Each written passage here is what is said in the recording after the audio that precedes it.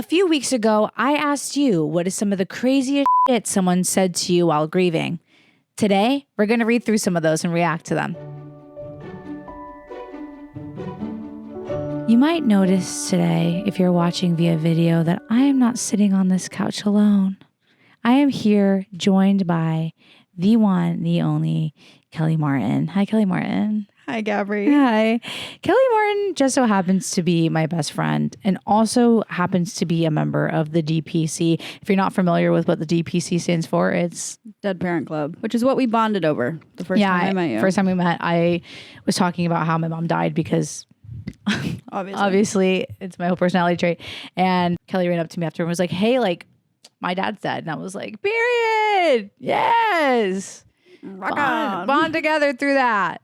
Amazing. So first thing I want to talk about today, Kelli, I want you to give us a little spiel on you and my dead dad. Your dead dad and give us the rundown. So obviously I think this rundown may come across a little dry, but for everyone watching, I'm 12 years into my grief journey. So, and how old are you?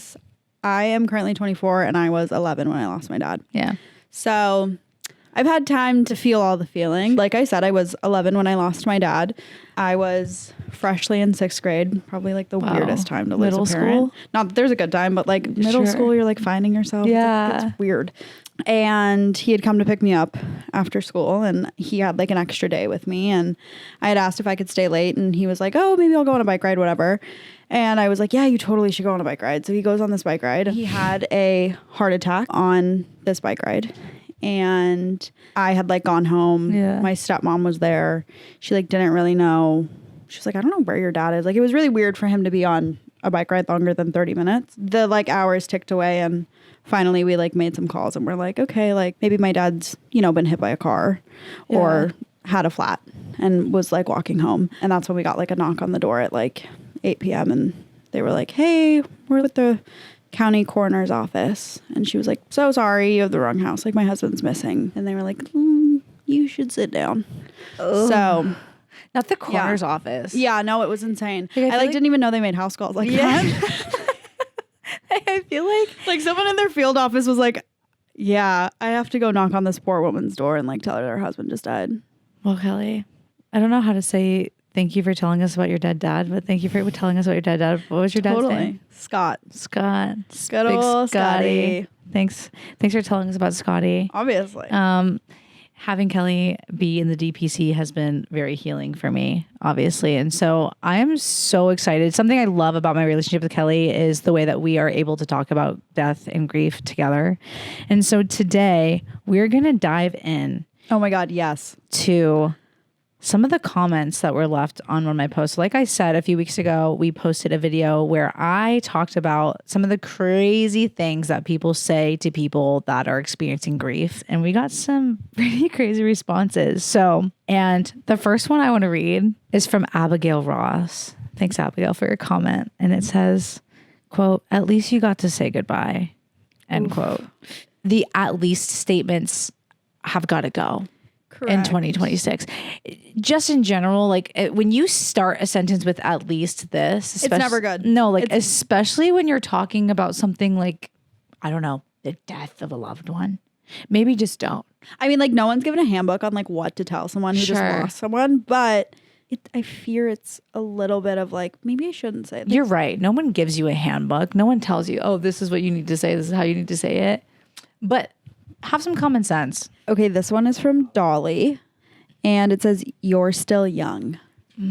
Which, as someone who lost a parent very young, I like can kind of see the thinking behind this, but it's also like, yes, I'm still young, but that means I have to go and like live my life and all these big milestone moments without this person. Yeah. Which is exponentially harder.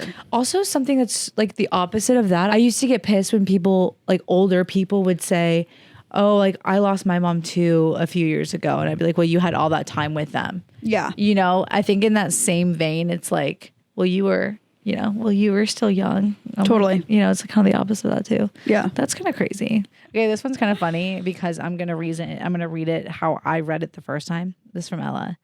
Quote, everything happens for a reason, end quote. in all caps. What was the reason? That's how I'm reading that. Because for real, what was the reason? Everything happens for a reason.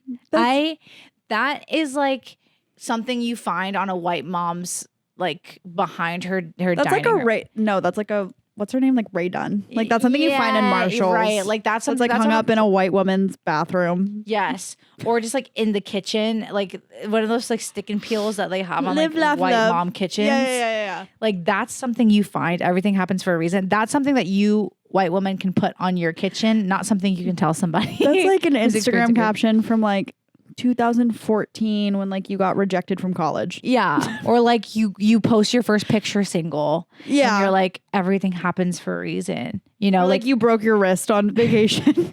you have a cast. And you're like, yeah. You're like, everything happens for a reason. yeah, it's like not something you say About someone physically passing away. hey, I know your mom died. But everything happens for a reason. Yeah. Okay, so what's the reason there? No, I feel like, let me encourage you today, listener. Next time somebody says everything happens for a reason pertaining to your grief, go out of your way to ask them what they believe the reason is. Let's bring uncomfortability back in 2026. This one is don't cry, stay strong. Oh, ooh. The don't cry part is what gets me because I'm like, we should all be crying. Yeah, you should. Do you not cry? I cry about everything, actually. I cry probably at least every other day. At least. I actually, good for you. I cry every single day. Yeah. Like, why are we holding our emotions in? It's also like you're telling me to stay strong, which is funny because usually like you get told that you are strong. So that's not only saying that you are strong, but I feel like that's not only like you're so don't be strong, weak. but like stay strong. Like, don't have a moment of weakness. Yeah, don't cry, stay strong. Your moment of weakness, you're crying, don't do that.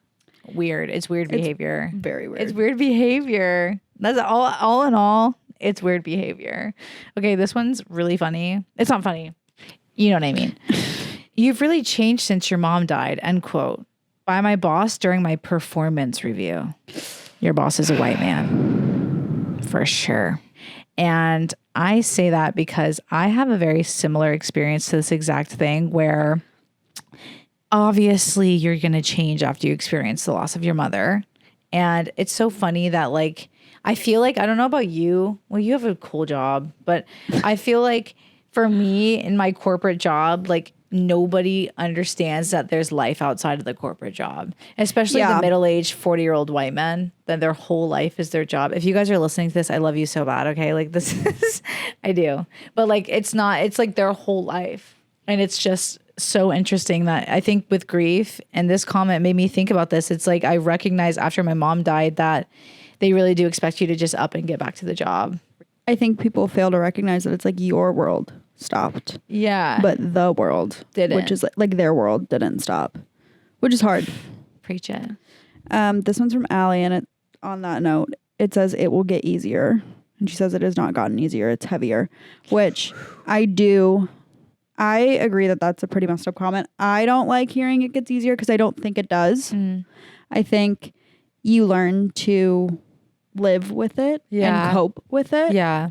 But like if I really sit in my feelings and I really sit back in that place and like allow myself to feel how I felt at 11 losing my dad, it is still the same heaving, sobbing, crying on the floor, being like, this is the end of the world. But I've learned to cope with it. So it's not that constantly. So it's not that it gets easier. You adapt with it and you learn to grow with it. You allow for it to have space and live with it rather than let it consume you. I heard someone say like you allow for it to sit at the table opposed to it pulling a chair out for you. Yeah, I really like that. Yeah. This one's actually from my friend Shannon.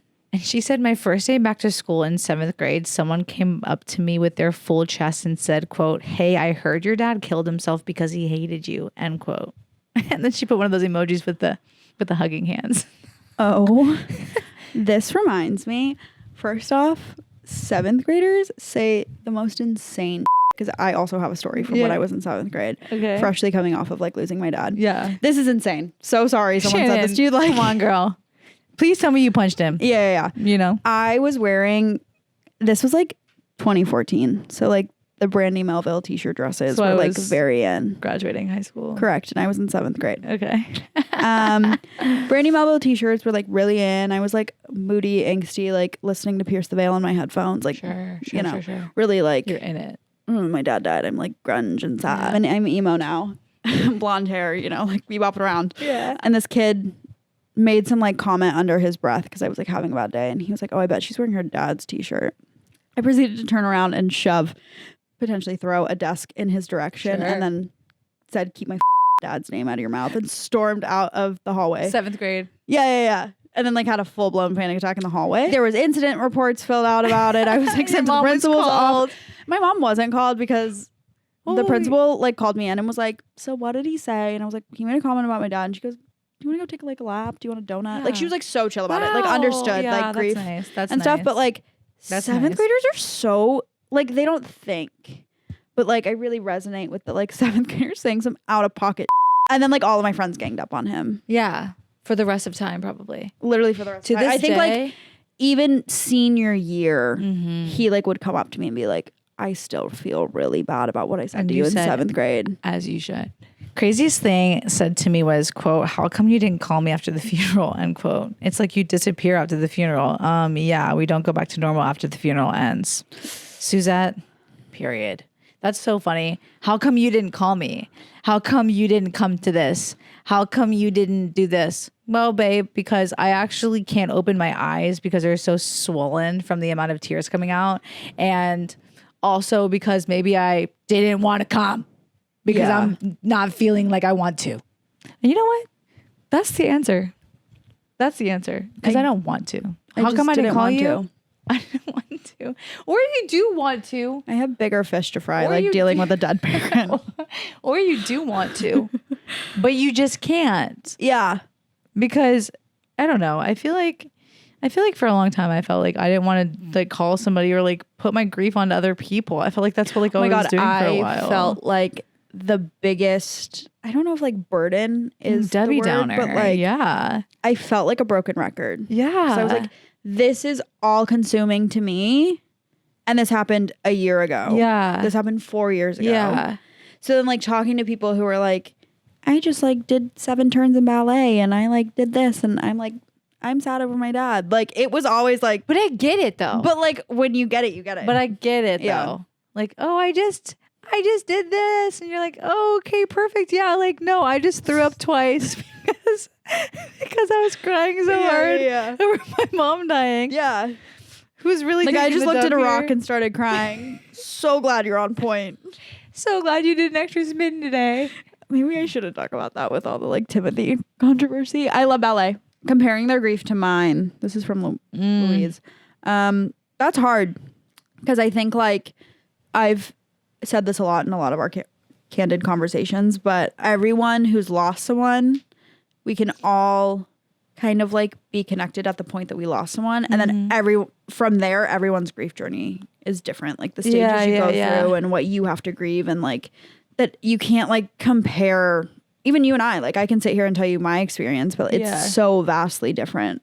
But something that I find really cute about that is that there are some things that are really similar too. Totally. And I really love that about like you're right, like the journey itself is so vastly different, but there's little pockets of it that you find are so intertwined and so similar. Yeah. That make you feel crazy. Yeah. And less alone. Sorry, I giggled at the beginning of that. If you caught that, I'm so sorry. And that's because I read this comment just now. And it's like really not funny, but like I'm cracking up because of the way that they responded. And reads this. It's from Megs23873. Shout out to you, Megs, for making my day with this.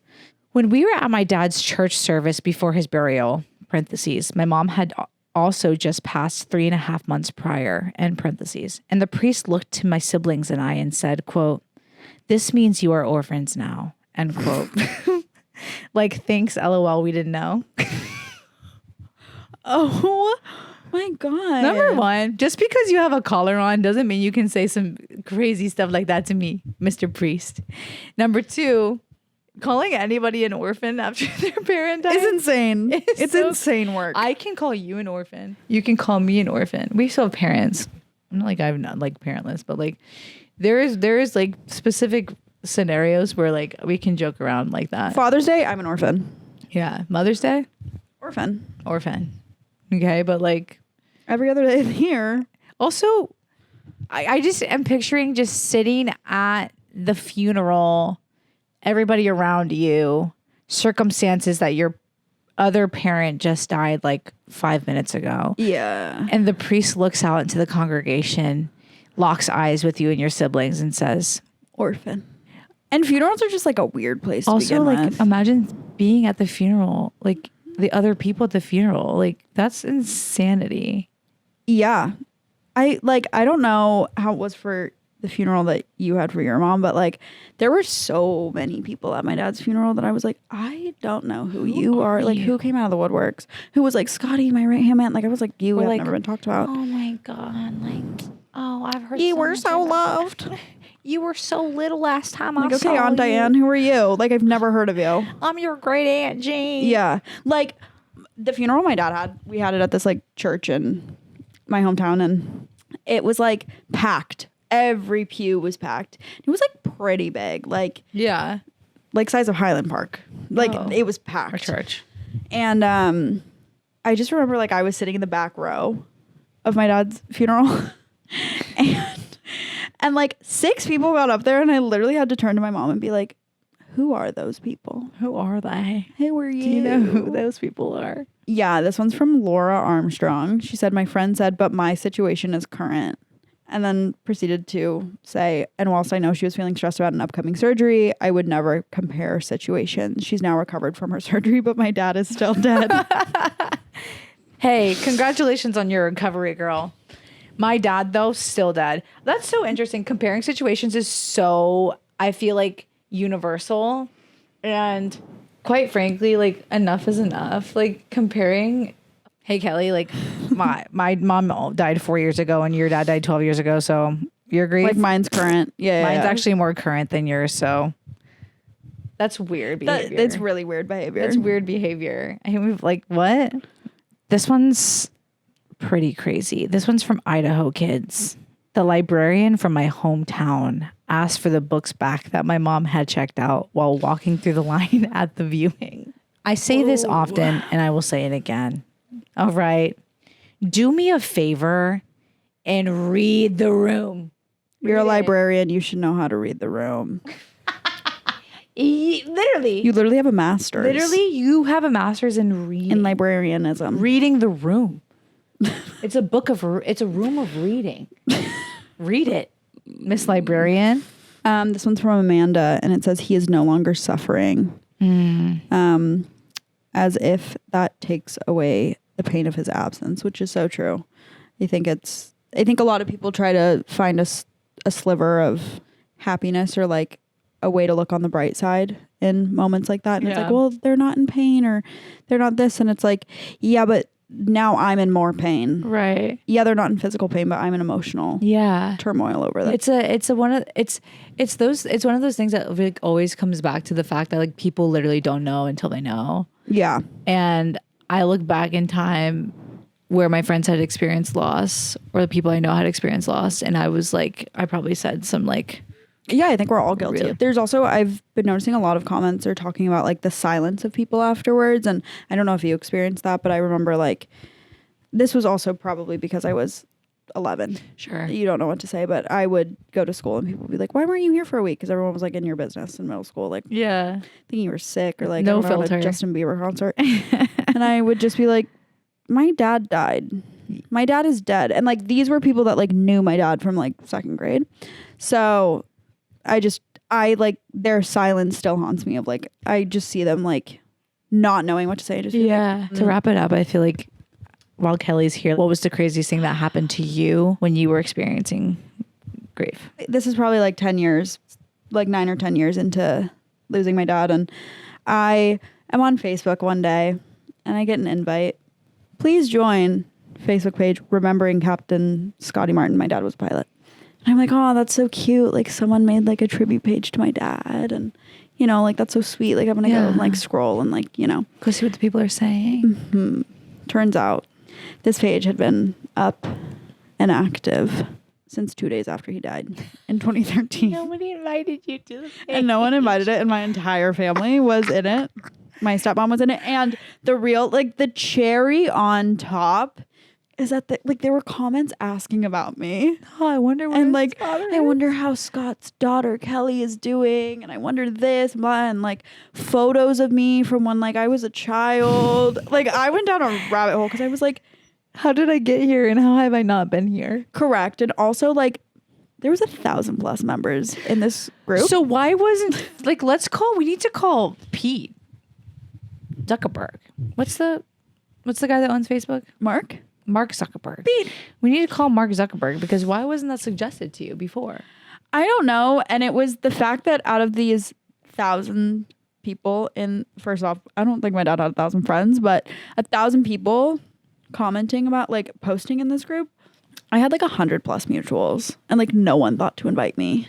Like, there are photos of me as a child floating around this like thing, and people asking how I was, and like my full-blown family members being like, she's doing well, this, and I'm like, I have a Facebook. I don't live under a rock. Also, I'm pretty sure, like, I know the person who's the admin of the Facebook group, so we're friends on Facebook. So I was like, why was I not in this? Kelli, this is so fun. First guest on the podcast. What is it? First guest, dream guest on my podcast. Okay, Kelli Jojo. Martin, Jojo Siwa reference. Anyways. I always am so appreciative of the fact that all of you share your stories with me. It still actually, like, gags me to this day that I have a platform that gives people the space to share these moments. And I'm really grateful that we're able to laugh together at them, at just the sheer stupidity of some people. And Kelli, thank you for being here. Duh. Thanks for Wouldn't be being my anywhere best else. friend. And Thanks for giving the space to talk about this and giving a platform and bringing awareness to grief. us DPCs have to stand together. Stand together and stand strong. Anyways, dude, I love you. I hope you're having a good day today. And if you're not, that's okay, because guess what? There's always tomorrow, and every day's a day to heal. Drink some water. We'll talk to you soon. Love you. Bye.